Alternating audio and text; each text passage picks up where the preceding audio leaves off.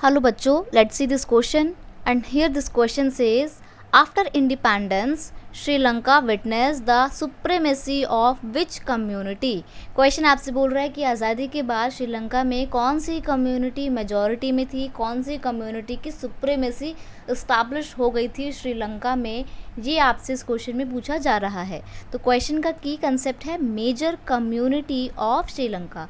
देखिए श्रीलंका में बहुत से सोशल ग्रुप थे, ठीक है, लेकिन वहाँ पे मेजॉरिटी कौन से ग्रुप की थी? After independence Sri Lanka witness the supremacy of Sinhala community. Sinhala community की सुप्रीमेसी स्टैब्लिश होती है श्रीलंका में। अब इसको आप इस तरीके से समझेंगे एक फ्लो चार्ट के माध्यम से। देखिए, जैसे मान लीजिए कि ये आपका एक श्रीलंका कंट्री है, ठीक है। श्रीलंका में बहुत सारे अलग अलग सोशल ग्रुप थे। एक ग्रुप था सिन्हाला, ठीक है, जो कि सिंहली लैंग्वेज बोला करता था।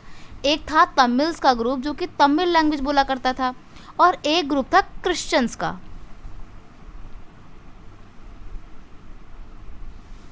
अब अगर हम सिन्हाला कम्युनिटी की बात करें तो सिन्हाला कम्युनिटी जो है ये टोटल पॉपुलेशन का 74% थी, राइट। और तमिल की बात करें तो ये टोटल पॉपुलेशन का 18% थे, और क्रिश्चियंस की बात करें तो ये टोटल पॉपुलेशन का ओनली 7% थे। अब जो तमिल लोग हैं इनमें भी दो सब डिवीज़न थे। एक तमिल थे इंडियन तमिल। अब इंडियन तमिल वो थे जिनका ओरिजिन या बॉर्न तो इंडिया में हुआ था, लेकिन आगे जाके वो माइग्रेट करके श्रीलंका में बस गए थे। तो ये इंडियन तमिल टोटल पॉपुलेशन का 5% हुआ करते थे, राइट। और जो दूसरे तमिल थे वो थे श्रीलंकन तमिल।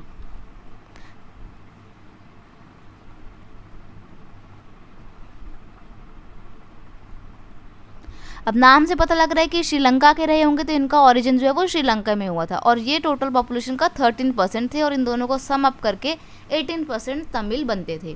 तो इस तरीके से कुछ समाज की बनावट थी श्रीलंका की। अब क्योंकि हमसे क्वेश्चन में पूछा था कि मेजर कौन सी थी कम्युनिटी जिसकी सुप्रीमेसी स्टैब्लिश हुई थी श्रीलंका में, तो वो थी सिन्हाला। किस तरीके से सिन्हाला कम्युनिटी की सुप्रीमेसी स्टैब्लिश हुई थी? भाई देखो, सिन्हाला कम्युनिटी लैंग्वेज बोलती थी सिंहली लैंग्वेज, राइट। तो 1956 में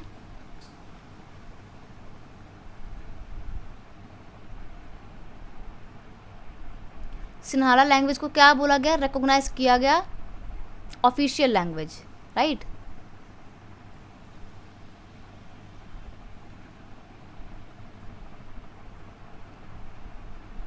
इसको ऑफिशियल लैंग्वेज डिक्लेयर किया गया।